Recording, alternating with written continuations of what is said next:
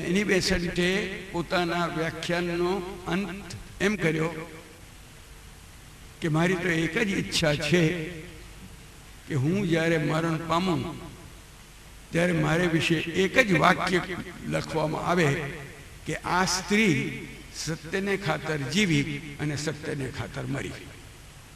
આટલું એક જ વાક્ય એમને બરાબર ચોંટી ગયું. એને કઈ એમ નથી કહ્યું કે તમે લોકો એમ કરજો, એવું બધું કઈ જ નહીં, પણ એ વાક્ય એમને બરાબર યાદ રહી ગયું. એક પછી બીજી વસ્તુ પણ છે, આ વાક્ય યાદ રહી ગયું, પણ એમણે શીખવાડેલું થિયોસોફીનું જે આખું શાસ્ત્ર, એમાંથી કેટલીક વસ્તુ એમને નહોતી ગમી, તો તે વસ્તુ મને નથી ગમી, એ પણ એમણે સાથે સાથે એમાં જરા અલૌકિક વાત આવતો. એમાંથી અમુક અમુક એવી વસ્તુ થાય કે જે આપણે મરણ પછી અમુક આત્માઓ આવીને વાતો કરે છે, એ બધી વાતો કે આપણને એમાં કંઈ સમજણ નથી પડી. પણ સમજણ પડી નથી એટલે જ નહીં, પણ રસ પણ નથી, એમ પણ પાછું એમણે કહી દે છે. એટલે એ પણ કહ્યું છે, પણ છતાં રસ ન પડ્યો એ ભૂલવું, અને રસ પડ્યો એને આચરણમાં મૂકવું. ઈશાવાસ્ય ઉપનિષદના 2 શબ્દો છે, વિદ્યા અને અવિદ્યા. જેમાં રસ ન પડતો હોય, જેમાં માણસ પોતાની પ્રગતિ સાધી શકશે એમ ન લાગતું હોય, એ વાત ભૂલી જવી એટલે અવિદ્યા. અને મને આમાંથી મારી નૈતિક ઉન્નતિ થઈ શકશે એ સમજી અને આચરણમાં મૂકવું એ વિદ્યા. આ ગાંધીજીએ એ અર્થમાં વિદ્યા અવિદ્યાને અપનાવેલી. વિદ્યા અવિદ્યાના અનેક અર્થો થાય છે, અને પંડિતો હજુ નવા નવા અર્થો એના કરતા રહેશે. પણ આ જે પ્રવાહો ખુલ્યા, એની સાથે સાથે પેલું ભણવાનું, એની ઈચ્છા, એની અંગેની તીવ્રતા ખૂટી નથી. અને ત્યારે કંઈક આપણને એવું લાગે છે કે આ માણસ મેટ્રિકમાં 39% થયેલો હોય એવો લાગતો નથી. પાછા ફરીથી એ લંડન મેટ્રિક આપે છે, તેમાં એક ટર્મમાં તો નાપાસ પણ થાય છે. એટલે એમ તો લાગે કે હા, એણે પોતાની પરંપરા જાળવેલી છે, પણ છતાં એણે એ જ દિવસો દરમિયાન લેટિન ભાષા પણ શીખ્યા છે, ફ્રેન્ચ ભાષા પણ શીખ્યા છે, 2 નવી નવી ભાષાઓ શીખ્યા. એ લેટિન ભાષા વકીલાત કરતી વખતે એને દક્ષિણ આફ્રિકામાં ખૂબ કામ લાગી છે. એની સાથે સાથે આ બધા જે મોટા મોટા વિચારકો થઈ ગયા, એ બધા વિચારકોના પુસ્તકોમાંથી કેટલાકનું હું અટક્યો એટલા માટે કે એને વાંચન કર્યું છે ને પાન કર્યું છે, પી ગયા છે, એટલે સુધી એમણે એને અધ્યયન કર્યું.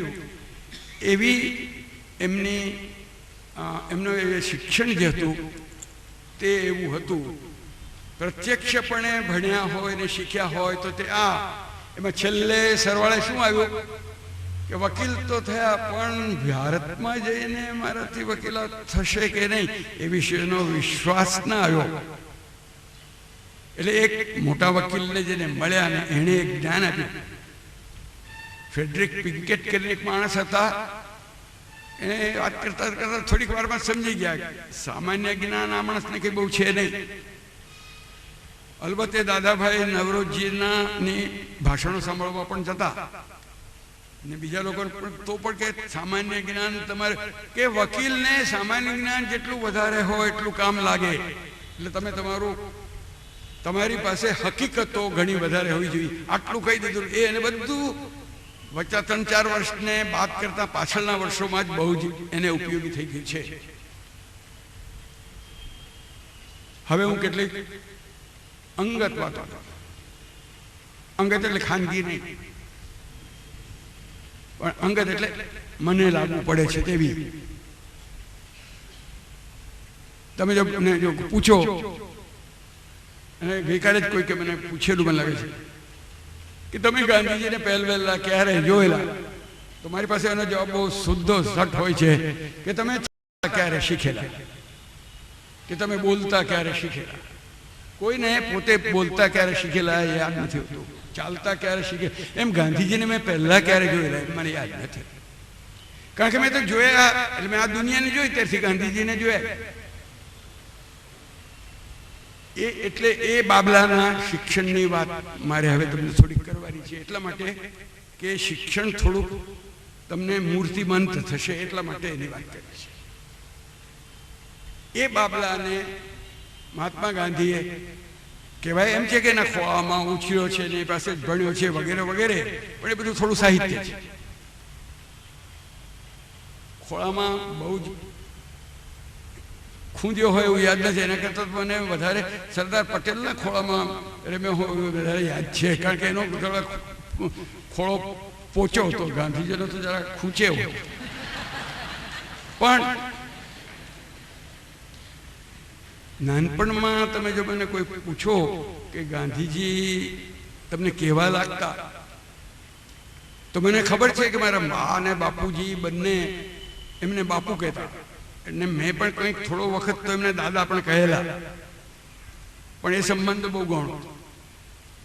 હું જાણું છું કે જવાહરલાલ નહેરુ જ્યારે સેવાગ્રામમાં ગાંધીજીને મળવા આવતા ને એમની ઝૂંપડી છોડીને જ્યારે જવાનું હોય તો પોતાની પીઠ ગાંધીજીને ન દેખાડવી જોઈએ એમ કરીને અવળે પગલે એ ઝૂંપડીમાંથી બહાર જતા, એટલું એમને માન.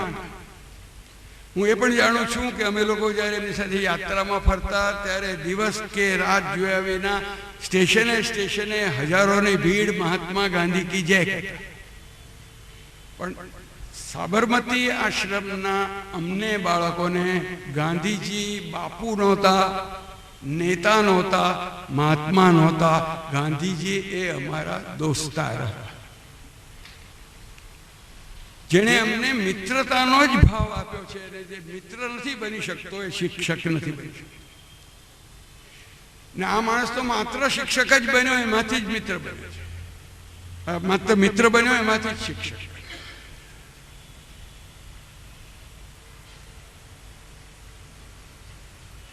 એવો મિત્ર કે જેની સાથે લડાઈ કરાય. ખરેખર મિત્રો એ જ હો કે જેની સાથે લડતા સંકોચ ના થાય એનું નામ મિત્ર. એને ખબર હોય કે ગમે તેટલું લડીશું પણ એને ખોટું લાગવાનું નથી, ને મને જેમને નહીં ખોટું લાગે તેમ એ મારી સાથે લડશે તો બંનેને એનો એ જ ભાવ હોય. પણ એ નાનપણનું હવે સંકોચ એટલા માટે છે કે સાવ એટલે પોતાની વાર્તા મારે કેવી નથી, પણ ગાંધીને થોડી લાગુ પડે છે માટે કેવી પડે છે.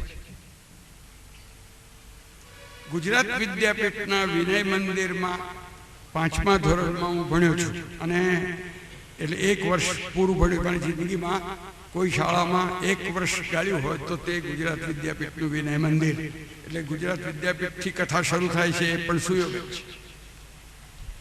પણ તે સિવાય હું એક નિશાળમાં 1 દિવસ ભણ્યો છું. તે વર્ધાની નિશાળમાં જ્યાં મારા પિતાશ્રીએ મને મૂક્યો હતો, અને પહેલે દિવસે મેં નિશાળને નાપાસ કરી કે આ નિશાળ આપણે લાયક નથી. એટલે ઘેરે આવીને કહ્યું, હું પિતાશ્રીને કાકા કહેતો, કાકા હું આ નિશાળમાં ભણવા જવાનો નથી. મહાદેવભાઈ એ મને વળી શક્યા હોય, મને ઉપદેશ આપી શક્યા હોય, અને શું શું મુશ્કેલી પડશે એ વાત કહી શક્યા હોય. એક જ વાક્ય એમણે એમ કહ્યું, નિર્ણય તું કરશે એ જ થશે. 12મું વર્ષ જેને બેઠેલું એ બાબલાને એના પિતા, જેનો આ એકનો એક જ દીકરો છે, તેને કહે છે નિર્ણય તું કરશે તે થશે. પણ એમનો એક મૂળ મંત્ર છે, પણ આપણે બાપુની સલાહ લઈએ. એને બાપુની સલાહ વિના કોઈ કામ જ ન થાય. એટલે કે આપણે બાપુની સલાહ લઈએ. ગુજરાત વિદ્યાપીઠના વિનય મંદિરની કૃપાથી મને કાગળ લખતા તો આવડતા. એટલે ગાંધીજી સેવાગ્રામમાં હતા અને હું વર્ધામાં હતો, અને ટપાલ લઈને જનારા અને ટપાલને લાવનારા અમારા ટપાલી મહાદેવ દેસાઈ. એટલે એમને એક કાગળ લખીને આપ્યો બાપુને નામે, 5-6 પાનાનો, અને એક દિવસમાં પેલી શાળાની જે મેં પરીક્ષા લીધેલી એની પૂરી વહી એમાં વાંચી. શું શું એના મને આ બધા કારણોસર નથી જવું.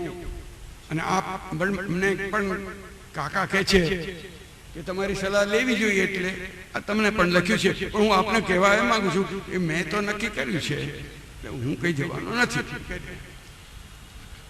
જેમણે ગાંધીજીનો અક્ષરદેહ જોયો હોય એના કંઈ ગુજરાતીમાં તો કંઈ 80-81 ભાગ જ છે, અંગ્રેજીમાં તો બધું મળીને 100 ભાગ થઈ ગયા છે. તો એમાં જોશો કે લગભગ 50% સાહિત્ય તો એમના પત્રોમાં જ છે. ના, 50 નહીં, 40%. પણ એ પત્રો એટલા બધા લખવાના હોય એટલે માણસને ટૂંકા લખવાની ફરજ પડે. એટલે એમે ગાંધીનો લાઘવ એ મોટો સાહિત્યનો એમનો ગુણ જ એટલે બહુ ટૂંકામાં બહુ લખતા. પણ મને લાગે છે કે મારી ઉપર એ પત્ર 5 પાના કે 6 પાનાનો આવેલા કાગળનો જે જવાબ હતો એ તો એમના એ પત્રોમાં પણ ટૂંકો, કારણ કે એ પત્ર એક વાક્યનો હતો અને એ વાક્ય એક શબ્દનો હતો.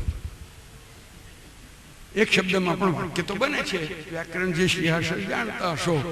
એમણે માત્ર એટલું ઉપર સંબોધન અને નીચે સહી એ જુદી.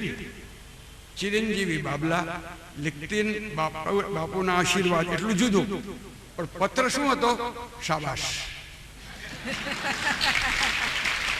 એક જ શબ્દમાં જવાબ મળ્યો. આપણને તો પાક્કું થઈ ગયું.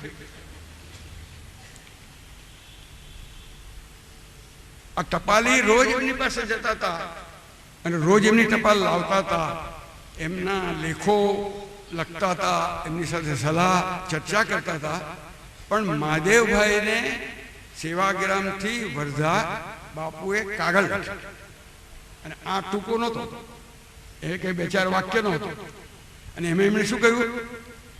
બાબલાએ ચાલુ નિશાળમાં ન ભણવાનું નક્કી કર્યું છે અને આપણે એને સ્વીકાર્યું છે. આપણે એટલે મને લાગે છે પ્રથમ પુરુષ માનાર્થે બહુ વચન, કારણ કે મહાદેવભાઈ સાથે એમણે ચર્ચા કરી નહોતી, નહીં તો આપણેમાં એ 2 જણ થાય. પણ તો આપણે નક્કી કર્યું છે એટલે બાપુએ નક્કી કર્યું એટલે પછી દાસ તો નક્કી હોય જ એમાં.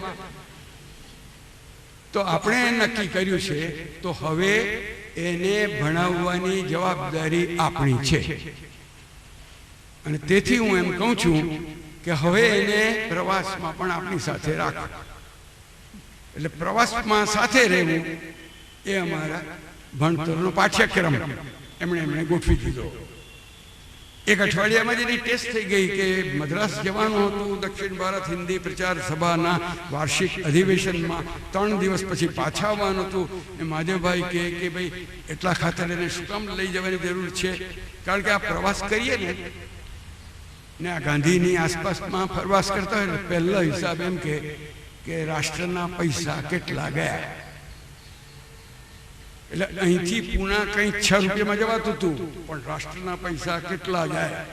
મદ્રાસમાં કંઈક 9-10 રૂપિયા થતા હશે, મને ખબર નથી. પણ એ રાષ્ટ્રના પૈસા બાબલાની ખાતર, પછી અડધી ટિકિટ, પણ એ અડધી ટિકિટમાં પણ જઈને પાછા આવવા એટલા પૈસા. એટલે મહાદેવભાઈ કે ના, એવું ખોટું ખર્ચ ના થાય.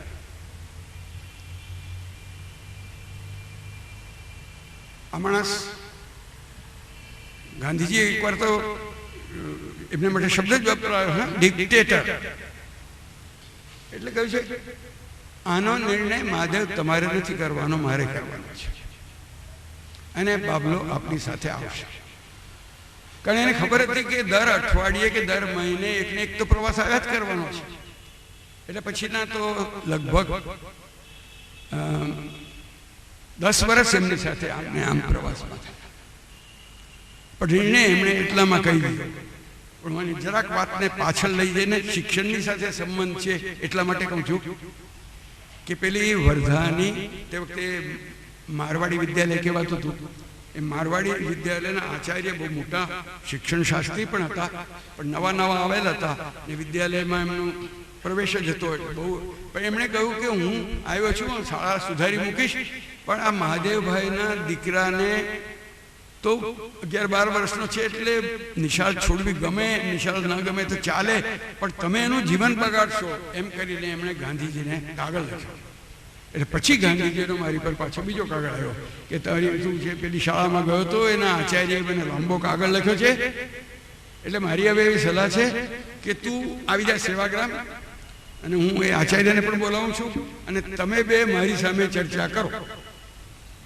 હવે એ આચાર્ય હતા, તેમની ઊંચાઈ હતી 6 ફૂટ ને 2 ઇંચ અને હું 11.5 વર્ષનો.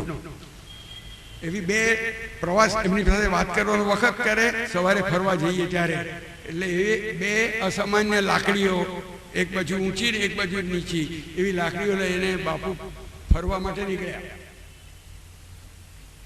2 મિનિટની અંદર આપણે તો નક્કી કરી નાખ્યું. એટલે કહ્યું બાપુજી, બાપુ આ તો બહુ વિદ્વાન છે, આની સાથે હું કંઈ ચર્ચા બર્ચા કરી શકું નહીં, પણ મેં તમને કહી દીધું કે હું જવાનો નથી. અમારો બેનો એક મોટો એક લાભદાયક મુદ્દો હતો કે અમે બંને ગુજરાતીમાં વાત કરતા હતા અને પેલા ભાઈને ગુજરાતી આવડતી નહોતી. એટલે બાપુએ વાંકા વળીને એમ કહ્યું, તું શું કામ ફિકર કરે છે, હું તારો વકીલ છું. હવે મને દુનિયાનો, આપણા દેશનો તો કદાચ સૌથી મોટો વકીલ મળી ગયો. એટલે પછી 3 દિવસ સુધી મારા વકીલે મારા તરફથી વકીલાત કરી અને પરિણામ એ આવ્યું કે નારાયણ નિશાળમાં જવાને બદલે પેલા આચાર્યએ પોતાની શાળા છોડી અને બાકીનું આખું જીવન નઈ તાલીમમાં આપ્યું. એ આચાર્ય એટલે EWRNICOM, જેને નામે આપણે અત્યારે બધા શિક્ષણ લઈ રહ્યા છે. તે એમની પાસે બાપુએ શાળા છોડાવી. એટલે અમારો ને બાપુના શિક્ષણનો સંબંધ આવી જાતનો છે. એમણે મને કંઈ ભણાવ્યા તો નથી, પણ કદાચ એમનું સૌથી વધારે મોટું જો ભણતર થયું હોય તો એ સમજવા જેવું છે. એક તો શિક્ષકોને ખાસ કરીને, તમે તો બધા મને આજે સવારે કોઈક એવી જરાક ચેતવણી પણ આપી છે કે જો બીએડના છોકરાઓ તમને પ્રશ્નો પણ પૂછવા માંગે છે, કે હું આ કથામાં એક વખત પ્રશ્નો માટે જ રાખવાનો છું, ત્યારે કહીશું, બાકી નહીં તો પ્રવાહને આપણે વચ્ચે તૂટવા નથી દેવો. પણ શિક્ષકો તરીકે થોડી વાત કહેવા માંગુ છું. શિક્ષક દોસ્ત હોવો જોઈએ, એ તો પહેલા થાય. શિક્ષક વકીલ પણ હોવો જોઈએ, જે મારો હતો. અને પછી એમાંથી કંઈક બીજું પણ આપણને એમાંથી જે મળતું જશે તેમાંથી વસ્તુ હોય તો એ કિશોરલાલ મશરૂવાળાએ શિક્ષણના કેટલાક વિભાગ કર્યા છે, જેને કદાચ આપણે ક્રૂડ કહી શકીએ, બહુ કંઈ સૂક્ષ્મ એવા નહીં, સ્થૂળ એવા એમણે વિભાગ કર્યા છે. ને એમણે એમ કહ્યું છે, કિશોરલાલભાઈ, કેટલીક બાબતોમાં તો અત્યંત સૂક્ષ્મમાં જતા જ, પણ એમણે કહ્યું છે શિક્ષણ કાં બોધથી અપાય, શિક્ષણ કાં તાળનથી અપાય, અને શિક્ષણ કાં વાતાવરણથી અપાય. આવા 3 પ્રકાર એમણે પાડ્યા છે. કેટલાય લોકો એમાં, ઘણા શિક્ષિત લોકો તો એમાં ઘણા પ્રકારો પાડશે. તાળનનો તો આ બધા અહિંસા વાળા હતા એટલે આપણને પ્રશ્ન નહોતો, એટલે એ નીકળી. બોધ આપવાની તક ઘણી વાર બાપુજી લેતા ને અમે એમને લેવા દેતા, કારણ કે બોધ તો જો લેવાતું હોય તો જ આપેલો કામ લાગે, નહીં તો શું કામ લાગવાનું છે. એટલે અમે બાપુ કહે છે એટલે આપણે સાંભળી લઈએ છીએ, થતું. પણ કદાચ બાપુએ વધારે અમને જો શીખવાડ્યું હોય તો વાતાવરણથી. 4, 4.5, 5 વર્ષનો હોઈશ, કદાચ 6 હોય. પણ પહેલી વાર સાબરમતીના આશ્રમમાં, પહેલી વાર એટલે મારી નજરમાં પહેલી વાર, મહાદેવભાઈને ગિરફ્તાર કરવા માટે પોલીસ વાન આવી. મારા જન્મ પહેલા પણ જેલમાં તો ગયેલા, એટલે એટલા માટે મારે આ બધી વ્યાખ્યા કરવી પડી કે મારી નજરમાં પહેલી વાર એમને પકડવા માટે. એટલે હવે એમને અમે જેલમાં જવાના એટલે આવજો કહેવા માટે છોકરાઓ પાછળ દોડતા હતા, આશ્રમની હદ સુધી તો પાછળ. એટલે આજે જે છોકરા દોડે એટલે ટાટા કહે, તે જમાનામાં જો કહે તો આવજો કે, પણ મેં એમને એમ કહ્યું કે કાકા આ ફેરે 2 વર્ષથી ઓછી સજા નહીં. તમારા પિતા જો પકડાય એને 6 મહિનાની સજા થાય તો જરા નીચે જો, અને જો એને 2 વર્ષની સજા થાય તો હા તમારા પિતા એને કોઈ વધારે ત્યાગનું કામ કર્યું. આ વાતાવરણમાં હતું જેને લીધે હું મારા પિતાને જેલમાં જતા આવજો કહું તો પણ એમ કહું કે 2 વર્ષથી ઓછી સજા નહીં લેતા, જાણે કે એમને માંગેલી મળવાની હોય તેમ. નહોતી મળી તે વખતે પણ 2 વર્ષની. પણ હું એ વાતાવરણ જે હતું એ વાતાવરણ શીખવાડું. દાંડી કૂચમાં નીકળ્યા, વાતાવરણ નથી જરા અવળું. ગાંધીજીએ નક્કી કરેલું કે હું જેને કહીશ એ જ મારી સાથે ફરશે. અને એક તો નક્કી જ હતું કે મને લાગે છે 18 વર્ષની ઉંમર હતી કે 16 લાખની 18ની હશે. 18 વર્ષથી નાના નહીં લેવાના. અમે એના 12 વર્ષ નાના હતા એના કાકા, એટલે અમારો તો પત્તો ખાયો હતો. હવે તે વખતે તો ગાંધીજી સાથે કોણ જોડાય એને માટેની હરીફાઈ, અને અમે તો જોડાઈ શકીએ એમ જ નહોતું. એટલે પેલા જે બિલકુલ આમ બોર્ડર લાઈન પર હતા તે તો ગમે તેમ કરીને ઉંમર પણ વધારી દઈ શકે અને એના પ્રયત્નો કરતા હશે, પણ અમે તો એ પણ કરી શકીએ એમ હતું જ નહીં. એટલે અમે એમ નક્કી કર્યું કાંઈ નહીં, બાપુ છે તે આમ દક્ષિણ દિશામાં દાંડી તરફ જશે તો આપણે તે જ દિવસે ઉત્તર દિશામાં જઈશું. એમ કરીને અમે સરઘસ ગોઠવ્યું. અલબત્ત સરઘસમાં પાછું મહાત્મા ગાંધી જે જ બોલતા, પણ અમે સરઘસ પેરેલલ નહીં, કાઉન્ટર અવળી દિશામાં જવાનું. ગયું કેટલું? ઇમામ સાહેબનું જે ઘર હતું તે ઇમામ મંઝિલ પાછળથી કહેવાય, ઇમામ મંઝિલ સુધી જ અમે આટલી યાત્રા કરેલી. પણ સરઘસ અમે પણ દાંડી કૂચ કાઢીએ છીએ. એટલે રાષ્ટ્રનો કોઈ કાર્યક્રમ હોય તો એમાં રાષ્ટ્રના બધા નાગરિકે, અને માત્ર ઉંમર જ નથી માટે નાગરિક નહીં, એનો નાગરિક તો જોઈને લાગતું હોય રાષ્ટ્રમાં તો એ પણ એનો સભ્ય થઈ શકે. સ્વરાજ પછી જો દુર્ભાગ્ય હોય આપણા દેશનું તો રાષ્ટ્રને કાર્યક્રમ જ નથી મળ્યો છે, જેને લીધે આપણા છોકરાઓને એમ થાય કે આ રાષ્ટ્રના કાર્યક્રમમાં હું ભણું. 4 વર્ષનો હોય તો પણ એને એમ થાય કે બાપને થોડીક વધારે જેલ મળતી હોય તો સારી. એને એમ થાય કે હું પણ દાંડી કૂચમાં ભણું. ત્યાગનો જ્યારે કાર્યક્રમ સમાજને મળતો હોય છે ત્યારે જે સાત્વિક ઉત્સાહ થાય છે એવો ઉત્સાહ ભોગના કોઈ કાર્યક્રમમાં કદી થતો. અને ગાંધીજીએ એક પછી એક આપણને આવા ત્યાગના કાર્યક્રમો આપ્યા. એને જ લીધે દેશની અંદર એ આટલા વર્ષોની અંદર આટલી જાગૃતિ કરી શક્યા. આ એક અનુભવ. પણ પછી એ દોસ્તાર મટીને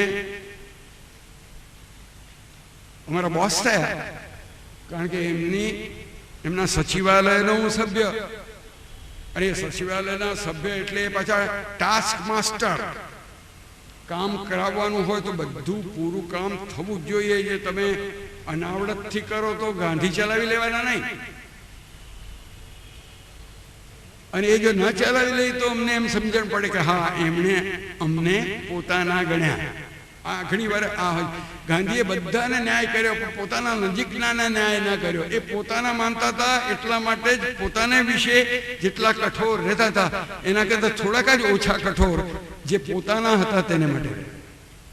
સૌથી વધારે કઠોર તો પોતાને વિશે, પછી બીજો નંબર હરિલાલ વિશે હોય કે કસ્તુરબા વિશે હોય, અને પછી ત્રીજો નંબર બાબલા માટે ને બચ્ચુ માટે ને કીકુ માટે જે કોઈ હોય તે બધા માટે, પણ બધા એમના નજીકના હોવાને કારણે. એટલે બરાબર ટાસ્ક માસ્ટર. એક વખત આભાબેનની ડ્યુટી હતી. જરા મોટી ઉંમર થઈ પછી અમે બહુ કામો બાપુજીને વહેંચી લીધેલા. નાના નાના કામો પણ બધા સેવકો કરતા. આભાબેનની ડ્યુટી શું?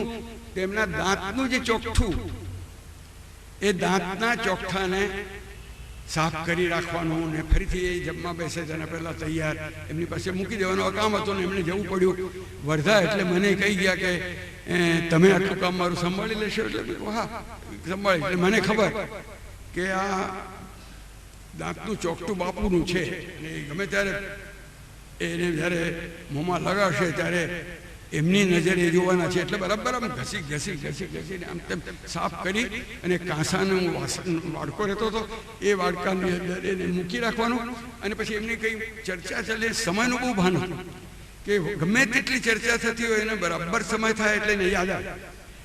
મૌલાના અબુલ કલામ આઝાદ સાથે ચર્ચા કંઈક ચાલતી હતી ને એટલામાં ફટ દઈને ઘડિયાળ કાઢી, હા હવે ખાખરો અને બકરીનું દૂધ એ ખાવાનો સમય થયો છે. એટલે ખોલ્યું અને પાછું તરત જ યાદ આવ્યું કે આજે તો આભા નથી, એટલે તો તમારે જરા વધારે આ દાંતનું ચોખ્ઠું તપાસવું પડશે. અને એની કોણ જાણે કેવી નજર, એ કેવી નજર એ તો આપણે અંગ્રેજ સરકારને જ પૂછવા જેવું છે. તે એવી નજર કે એને એમાંથી એક કણ જૂની વખતના ખાધેલું જે કંઈ રહ્યું હશે તેમાંથી શોધી જ કાઢ્યું. એટલે પકડ્યો. કોણે કર્યું છે બોલાવો. હાજર થયા. આ ઘટનાને 65 વર્ષ તો થઈ ગયા, ના એનાથી વધારે થયા. પણ તે વખતે એક જ વાક્ય કહ્યું, નવું કામ સંભાળવાનું હોય તો જરા વધારે ધ્યાન આપવું. આ અર્થનું કંઈક કહેલું, શબ્દો યાદ નથી. એ પણ 65 વર્ષ પછી પણ પ્રસંગ નથી ભૂલાયો. એવા એ ટાસ્ક માસ્ટર. અને પછી વિચારો. અને મને લાગે છે કે કદાચ વધારે શિક્ષક તરીકે એ માણસે કામ જો કર્યું હોય તો મરણોત્તર એમના ગયા પછી જ વધારે સમજાયા અને સમજવાનું મળ્યું, એ તરીકે કામ કર્યું. પણ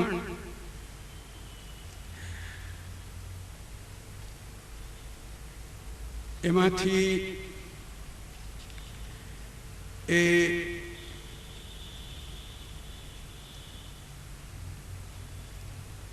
શું કહું, 14 વર્ષનો હતો. ને અમને લોકોને પ્રસંગ એવો હતો કે 6 જણને એક સાથે એમણે ભેટ આપી.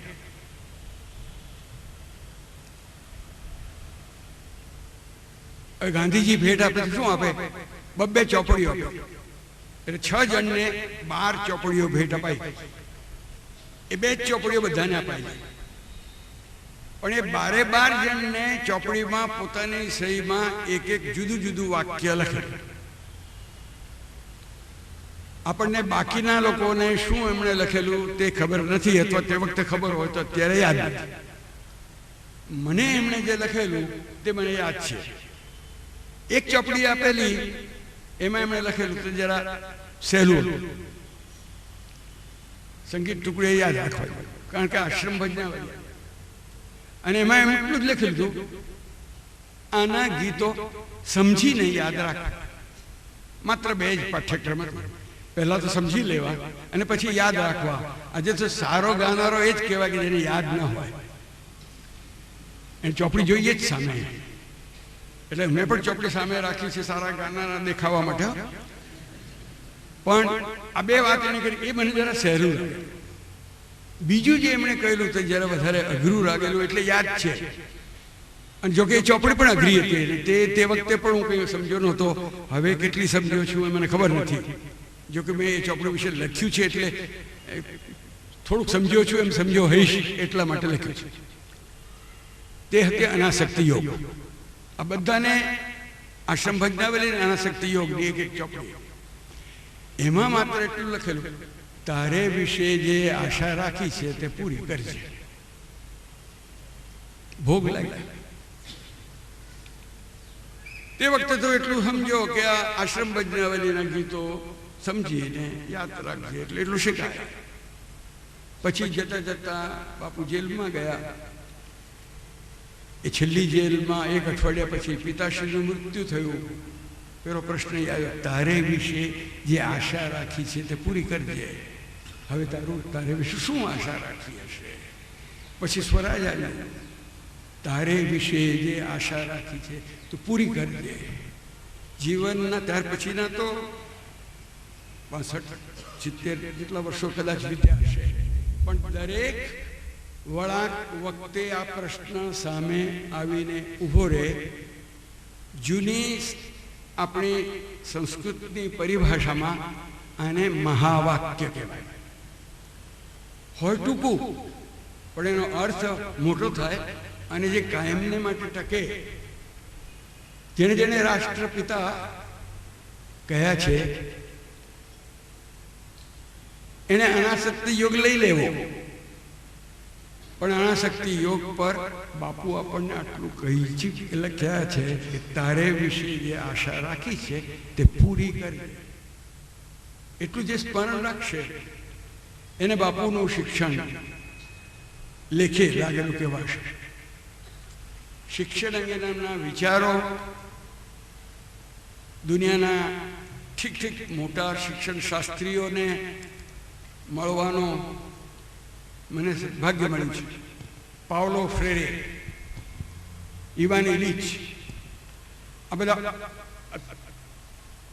થોડાક વર્ષ પહેલાના, બંને જણ ગુજરી ગયા છે એટલે થોડાક વર્ષ પહેલાના કહેવું પડે, પણ એ મહાન શિક્ષકો ગણાતા. એ લોકોને મોઢે હું એ સાંભળી ચૂક્યો છું કે અમારે જે શિક્ષણ વિશે કહેવાનું છે તે આ માણસ 50 વર્ષ પહેલા કહી ગયો છે. એમને મોઢે મેં સાંભળેલું છે. એટલે એ શિક્ષણ વિશેની આખી બધી વાત તો શું કહેવી. તમે નવી તાલીમવાળા છો એટલે ઉદ્યોગ, પ્રકૃતિ અને સમાજ અને એ સમાજની સાથેનો અનુબંધ એટલે નવી તાલીમ, એટલું તો શીખ્યા જ હશો, એટલું આપણે માનીને ચાલીએ છીએ. પણ હું એને નવી તાલીમનો બાહ્ય અનુબંધ કરું છું. નવી તાલીમનો અંદરનો જો અનુબંધ હોય તો એ 3 શબ્દોમાં આપણને મળશે. એક પ્રીતિ, બીજો મુક્તિ અને ત્રીજો અભિવ્યક્તિ. હું તારો દોસ્ત. એમાં ગાંધીએ પ્રીતિ આપી. એટલે સુધી પ્રીતિ કે હું એક માંદો હતો અને બુખારમાં, તાવમાં બડબડાટ કરતો હતો. મારી બા સાબરમતીમાં અને અમે પૂનામાં, અને મહાદેવભાઈ બાપુની સેવા કરે, એમનો 21 દિવસના બાપુના ઉપવાસ ચાલે. પણ મારી માંદગીને કારણે એમને બાપુના ઓરડામાંથી, મારી પથારી હતી તે ઓરડામાં આવીને બેસવું પડે. બાપુના તબિયત વિશેના તારો આવેલા હોય એના બધા જવાબો લખવાના, તે મારી પથારી પર બેઠા બેઠા લખે. અને અહીંયા હું બૂમો પાડું, બા ક્યારે આવશે, બા ક્યારે આવશે. એટલે મહાદેવભાઈની આંખમાંથી શ્રાવણ ભાદરવો વરસ્યા કરે અને પાછા કાગળ તો લખ્યા જ કરે. અને એ કસ્તુરબાને ખબર પડી ગઈ. એટલે કસ્તુરબાએ જઈને સુપ્રીમ કમાન્ડને કહી દીધું કે મહાદેવ આવું કરે છે ને તમે બોલાવો. એટલે કે મહાદેવને બોલાવો. મહાદેવ ગયા. મહાદેવને કહ્યું કે બાપુ બોલાવે છે. એટલે તરત હાથમાં પેડ ને પેન્સિલ લઈને તૈયાર કે બાપુને તો બોલાવે શું કામ, પેડ લઈને હાજર. બાપુએ પણ એમ કહ્યું લખો. એટલે એમને સમજાય ગયું કે આપણને કંઈક લખવા માટે બોલાવે છે, લખો. તે લખો તો શું, દુર્ગાને તાર કરો કે જલ્દી આવે, દુર્ગા મારી બાનું. એટલે પછી મહાદેવભાઈ કહે કે પણ આ તો મેલેરિયા છે, કાલ પરમમાં ઉતરી જશે. એ આ તાર વાંચીને પછી નીકળીને આવે એના પહેલા તો એનો તાવ ગયો હશે. શું કામ આપણે 6 રૂપિયા નાહકના ખર્ચવા? એમ મહાદેવભાઈ ચર્ચા કરે છે. ત્યારે ગાંધીજી કહે છે મેં તમને તાર લખવાનું કહ્યું તું, સલાહ લેવા માટે નથી બોલાવ્યા. એટલે એ ડિક્ટેટરશિપ કરતા હતા, પણ આવી ડિક્ટેટરશિપ. તો એ રીતે એને કહ્યું કે તમારે તાર થયો અને મારી બા આવી. અને મહાદેવભાઈ સાચા હતા, કારણ કે એના આવતા પહેલા મારો તાવ ગયો હતો. પણ એ આવ્યા અને તે એવો પ્રેમ, એમને પ્રીતિ એમની એવી મળી મુક્ત વાતાવરણ તો હતું જ, કારણ કે શાળા છોડવામાં શાબાશી મળી અને અભિવ્યક્તિ જે મળી તેની વાત હું છેલ્લે કહું છું, આ વિષયના છેલ્લેમાં. અને તે અભિવ્યક્તિ હતી કે એકવાર જરાક ધર્મ સંકટ જેવું મને લાગતું. તે એ કે મારે પિતાશ્રીના ગુજરી ગયા પછી, જેલમાંથી બાપુ પાછા આવ્યા પછી એમની સાથે જોડાઈને પ્યારેલાલ કાકાનું કામ હું કરતો હતો, ત્યારે અમુક વખત પછી મને એમ લાગ્યું કે આમાં મારી પોતાની વ્યક્તિગત પ્રગતિ નથી થતી. હું પ્યારેલાલ કાકાનું કામ ઘણું કરું છું. પ્યારેલાલ કાકાનો આગ્રહ એ હતો કે બહુ જ તારી મને મદદ મળે છે, અને પ્યારેલાલ કાકાને જો તે વખતે મદદ મળે તો એ બાપુને મદદ, અને બાપુને મદદ એટલે દેશના કામમાં મદદ, એટલું બધું સમજાતું હતું. પણ મારી પ્રગતિ થતી હોય તો મને લાગતું નહોતું. એટલે એમને એક દાડો પૂછ્યું કે મારા મનમાં આ સવાલ છે, મારે કામ તો આપનું જ કરવું છે, આખી જિંદગી જ આપનું કામ કરવું છે, પણ અહીંયા મારી પ્રગતિ થતી હોય એવું લાગતું નથી. પણ બીજી બાજુથી પ્યારેલાલ કાકાને મારી જરૂર છે, અને મને એમ લાગે છે કે જો હું એ કામ કરીશ તો ખરેખર જ એમાં એમને મદદ થશે. અમે ચાલતા હતા, અમારી મોટે ભાગની વાતો ચાલતા ચાલતા જ થઈ જાય, વિનોબા સાથે પણ ને ગાંધીજી સાથે પણ. ગાંધીજી સાથે ટૂંકી યાત્રા હોય, વિનોબા સાથે લાંબી યાત્રા. પણ આ ગાંધીજી તો આશ્રમ છોડીને આશ્રમમાં જ બહાર નીકળતા હતા, અને એને કહ્યું તે પ્રશ્ન પૂછ્યો એટલામાં તો તે જવાબ આપી દીધો છે. શું જવાબ? તે કહી દીધું કે તારી જેમાં તને તારી પ્રગતિ ન લાગતી હોય એ કામ કરાય જ નહીં. એટલે તારો ધર્મ તો મારું આ કામ છોડી દેવાનું છે. પ્યારેલાલને મદદની જરૂર છે તો હું અપાવી દઈશ, પણ તારે તો છોડવાનું જ, એમ કરીને. અને પછી જે એમણે કહ્યું તેમાં મુક્તિનો મને અનુભવ થયો. આમ કરતા કરતા અમે ગયા ત્યારે સેવાગ્રામ આશ્રમની ગાંધીજીના નઈ તાલીમના પ્રયોગ તરીકે સ્થપાયેલી હિન્દુસ્તાનની પહેલી નઈ તાલીમની શાળા એ સામે હતી. એ શાળાને દેખાડીને કહ્યું કે તારે નઈ તાલીમનું, તને પૂછ્યું કે તારે શું કરવું છે? મેં કહ્યું મારે નઈ તાલીમમાં નું કામ કરું, શિક્ષક થઈ. શું? ત્યારે એમણે કહ્યું નઈ તાલીમનું કરવું તો તું નઈ તાલીમ કર, પણ પેલી ઘાણીના જેવું નહીં. અને નઈ તાલીમના શિક્ષકો એ પોતપોતાની શાળામાં અરીસો લગાડવા જેવો છે. ગાંધીને એ શાળાના વિશે એમને કહ્યું કે એ ઘાણી થઈ ગઈ છે, કારણ કે ત્યાં રૂટીન કામ ચાલે. આ ઘાણીનું નહીં, તું તારી નઈ તાલીમ શોધજે. તારી નઈ તાલીમ તારે શોધવાની છે. આ મુક્તિ ને અભિવ્યક્તિ એની અંદર જો હોય તો એ અભિવ્યક્તિ, એમાંથી મને લાગે છે કે એવી અભિવ્યક્તિ થોડી ઘણી મળી. એ આખા વિચારને જુદી જુદી રીતે મુકાય, પણ અમારી આ ચોપડીમાં તમને લોકોને નહીં મળે. પણ ગુજરાત વિદ્યાપીઠમાં કથા થવાની છે એમ વિચાર કરીને શિક્ષણ વિશેનું તો એકાદ ગીત હોવું જ જોઈએ એમ કરીને હમણાં લખાયેલું જે ગીત છે એ ગીત હવે આપણે ભદ્રાબેન અને નિહારિકાબેન બે જણ ગાવાના છે ને, એમની પાસે સાંભળશું. શતદલ કમલ સમો વિકસાવે, નિત્ય નવો આશે ક્ષણ રે. શતદલ કમલ સમો વિકસાવે, નિત્ય નવો આશે ક્ષણ રે. તનનું પોષણ મનનું શિક્ષણ, હૃદય ગુણોનું રક્ષણ રે. ધરતી પર પગ મક્કમ રાખે, મસ્તક ઉચ્ચ ગગન મારે.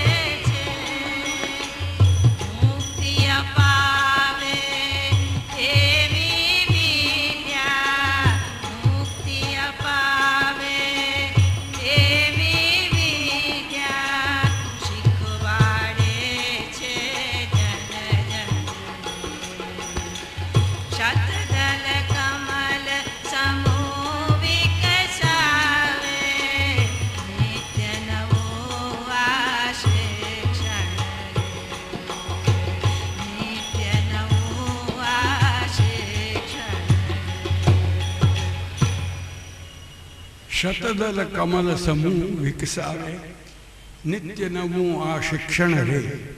તનનું પોષણ, મનનું શિક્ષણ, હૃદય ગુણોનું રક્ષણ રે. ધરતી પર પગ મક્કમ રાખે, મસ્તક ઉચ્ચ ગગન મારે. નિજના પગ પર ખડા કરી આધાર દીએ છે જીવનને. તમારા પેલી ચોપડીમાં નથી એટલા માટે માછી સંભળાવું છું. શ્રમથી ખેડ થાય છે એની શિક્ષણની, શ્રમથી ખેડ થાય છે એની સ્વાધ્યાય ખાતર આપે. અનુભવથી સિંચી સિંચીને પૂર્ણ કરે પ્રબોધનને. પ્રકૃતિ સમાજને ઉદ્યમ સાથે તાણો વાણો સાંધે છે. યોગ ઉદ્યોગ તથા સહયોગે જીવન કરતું ધન્ય રે. જન્મ થકી તે મરણ લગી રે, એનો દોર અતૂટ રે. વ્યક્તિત્વનો ઉત્કર્ષ એ કરે, સમાજનું ઉત્થાન રે. અસત્યમાંથી સત્ય ભણીએ આગળ ધપવા પ્રેરે છે. તિમિર વિદારી તેજ પ્રસારી પરમ પ્રકાશ નિમંત્રણ દે. મહામૃત્યુના પાશો છેદી અમૃત તત્વ ચખાડે છે. મુક્તિ અપાવે એવી વિદ્યા શીખવાડે છે જન જન રે. સા વિદ્યાયા વિમુક્તયે એ તમારા મૂળ મંત્રમાંથી સૂચેલી આ કડીઓ છે.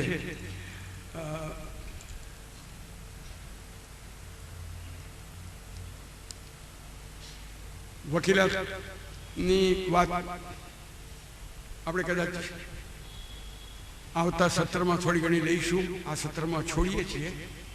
આ સત્રમાં એક નાનો સરખો પ્રસંગ કહેવાનો રહી ગયો તે અહીંયા પાછા જઈને કહીશ.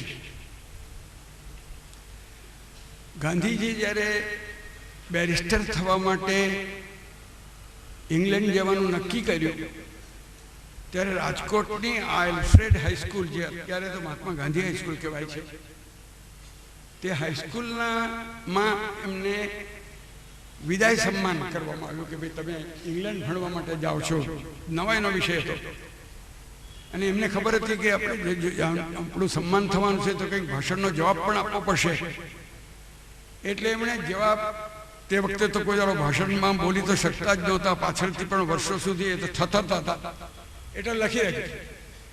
અને એ લખેલું ભાષણ વંચાયું. તેનો એક ફાયદો એ થયો કે તે વખતે કાઠિયાવાડ ટાઈમ્સ નામનું એક છાપું આવતું હતું, તેણે એનો રિપોર્ટ લખ્યો અને એ રિપોર્ટમાં એમ કહ્યું કે એના જવાબમાં ગાંધીજીએ આમ કહ્યું કરીને એક વાક્ય એમણે એમાં જે કહ્યું છે એ જરાક અગત્યનું છે. આ ક્યારે મહાત્મા થયા નહોતા, બેરિસ્ટર પણ નહોતા થયા, મેટ્રિક માંડ પાસ થયા હતા.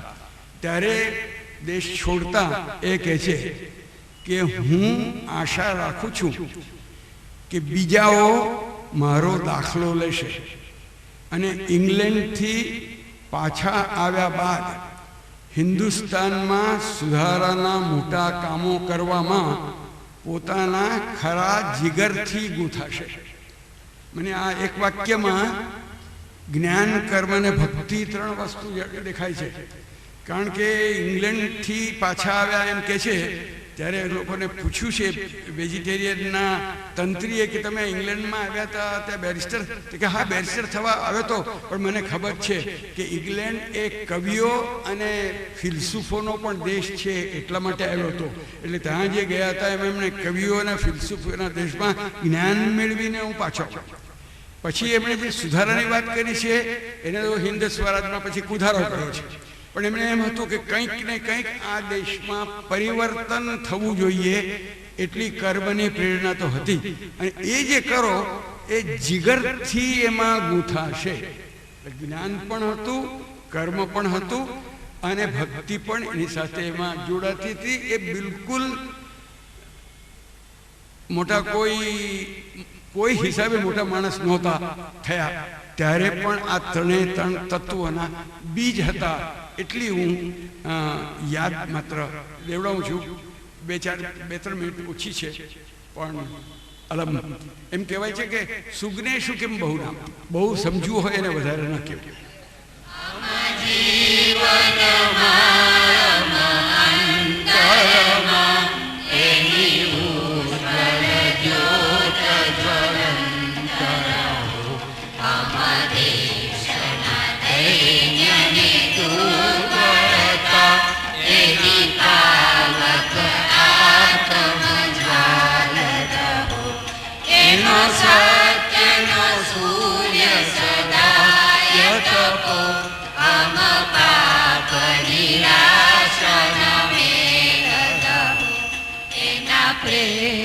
અહિંસાના પૂર